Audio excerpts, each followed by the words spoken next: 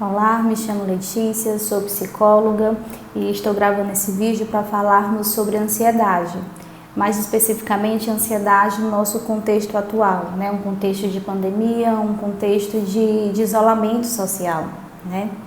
E nesse momento que a gente está vivendo é um momento de muita incerteza, né? Não sabemos quanto tempo vai durar essas medidas, não sabemos quando é que nós vamos voltar a trabalhar. Não sabemos, por exemplo, quais reações terão, por exemplo, no que está falando muito sobre a questão econômica do país, né?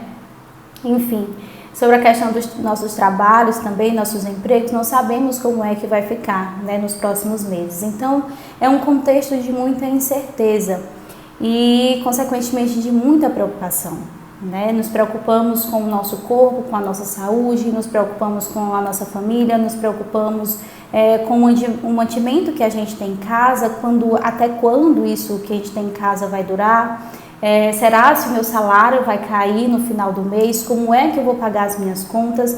Então, preocupação agora literalmente é o que não está faltando, né? A nossa cabeça todo dia parece que amanhece com uma preocupação diferente, né?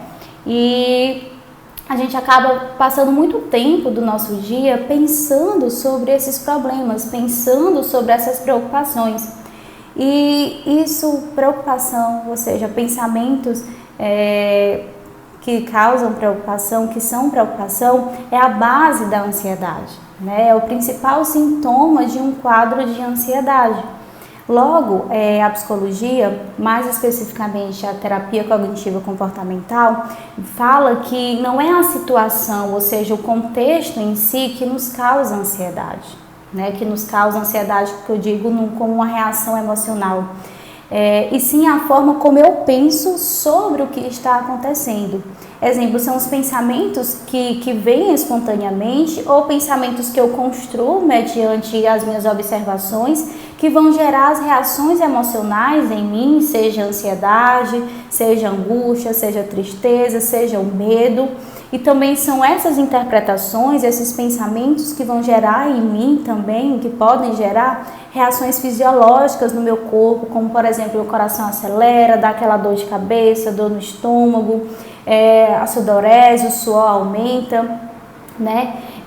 Interfere também em como eu me comporto, ou seja, se eu vou chorar, se eu vou me isolar, enfim. Então, é a forma como eu penso que vai gerar todas essas consequências, né? No meu corpo, no meu emocional e no meu comportamento. Então, não é a situação em si que interfere em mim, mas a forma como eu interpreto, a forma como eu penso sobre o que está acontecendo. Então, é isso que a psicologia, mais especificamente a terapia cognitiva comportamental, fala sobre o nosso emocional, né? No caso que a gente está falando nesse vídeo, sobre a ansiedade. Então, qual é a sugestão? Se a gente entende que essa reação emocional que a gente está tendo é fruto de uma interpretação que eu estou tendo sobre o contexto, ou seja, a forma como eu estou pensando sobre o que está acontecendo, então vamos pensar aqui, né, tentar aqui bolar uma estratégia para mudar essa forma de pensar, para mudar, reconfigurar essa interpretação que eu estou tendo sobre o contexto, né, sobre o que está acontecendo. Vou dar um exemplo. Né? Se uma pessoa que ela percebe que a garganta está querendo inflamar, né? Pode vir na cabeça dela, nossa, eu peguei o vírus, esses já são os primeiros sintomas, daqui a pouco eu vou estar faltando ar, daqui a pouco eu vou precisar ficar isolada dentro do hospital, vou precisar internar, vou precisar ser entubada. Pensar isso, gente, gera medo, gera angústia, aí você começa até a pensar como é que é essa falta de ar, gera aquele sufocamento, o coração vai acelerar, vai literalmente sentir um pouco de dificuldade para respirar, né? Porque o seu coração está acelerado, então o corpo inteiro reage a isso, então você vai ter um pouco mais de dificuldade para respirar, que vai fortalecer a ideia de que você está com o vírus e que você já está sentindo os sintomas, você vai ter uma crise de ansiedade, sabe? Então esse é um exemplo de pensamento, ou seja, de como interpretar a minha garganta querendo inflamar. Uma outra opção seria, uma outra forma de pensar sobre isso seria, percebi que minha garganta está inflamando. Será o que pode ser? será se eu não peguei chuva esses dias? Será se eu não peguei sol demais esses dias? Que outras opções, né, que outras hipóteses eu posso ter que pode estar provocando essa garganta? Porque não existe só o vírus no nosso clima atual que a gente está vivendo, né? Não é só o vírus que vai causar uma dor de garganta, a garganta inflamada. Então eu vou ampliando as possibilidades para mim não ficar presa naquela única hipótese de que pode ser o vírus. E até mesmo, na pior das hipóteses, se for o vírus, se você tiver, né, chegar à conclusão, tem ali um conjunto de sintomas e você fazer o teste e tudo e ver que realmente tem o vírus, calma, né? Vamos viver o agora, vamos viver o que está acontecendo agora. Perceba que o seu corpo está funcionando normal, você está conseguindo respirar normal. Então não vamos sofrer por antecedência, imaginando o que de pior pode acontecer, né? Ficar ali preso no futuro, porque o futuro a gente não sabe, não tem 100% de certeza do que vai acontecer. Né? A gente tem uma ideia do que pode acontecer, mas a gente não tem certeza, então você acaba sofrendo por antecedência sem necessidade, né? Então, voltando aqui, a minha sugestão é: observe seus pensamentos, observe as suas ideias, né? Não se deixe levar de graça por esses pensamentos que te levem à preocupação, que te levem à angústia, que te levem à ansiedade. Observe seus pensamentos, questione eles, sabe? Reconfigure a forma de pensar sobre o que está acontecendo, coloque o pé no chão.